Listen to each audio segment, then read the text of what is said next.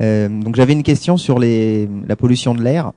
Vous nous avez dit les solutions qui marchaient pas, enfin en gros du bois bûche dans un foyer ouvert. Est-ce que aujourd'hui, si on prend des plaquettes et puis des chaudières performantes, enfin le matériel moderne, est-ce que ça ne dégrade pas la qualité de l'air? Est-ce qu'on est dans les normes européennes ou pas? Alors sur les émissions, on commence à les tester en laboratoire quand un producteur met en place ou met sur le marché un appareil de chauffage.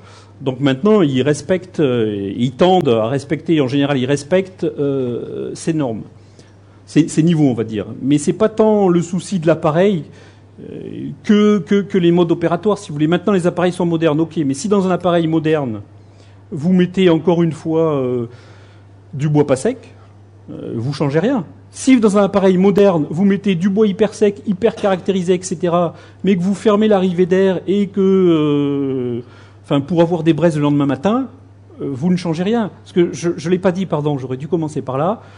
Normalement, la combustion de biomasse, si elle était parfaite, elle ne rejetterait que du CO2, de l'H2O et un petit peu des fameuses cendres.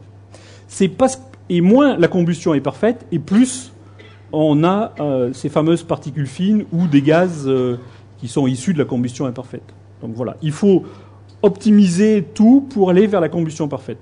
Donc aujourd'hui, les appareils, il y a beaucoup de temps quand même que les plaquettes, les chaudières à plaquettes et les chaudières et même les poêles à granulés sont très performants, on va dire. Sont beaucoup plus performants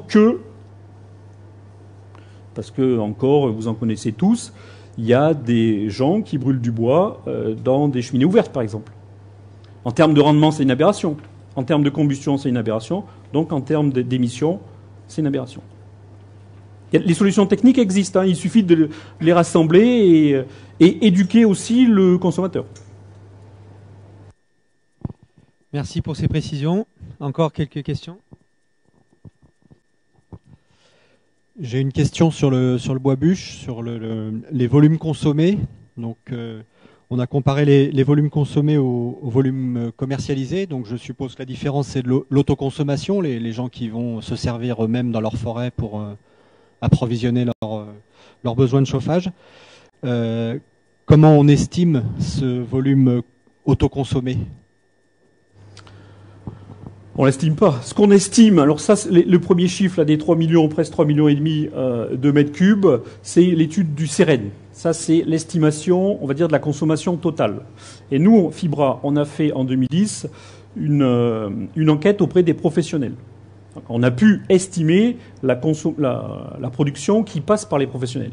D'accord ? Et c'est par différence qu'on a l'autoconsommation, l'autoproduction et, faut être clair, le marché noir quand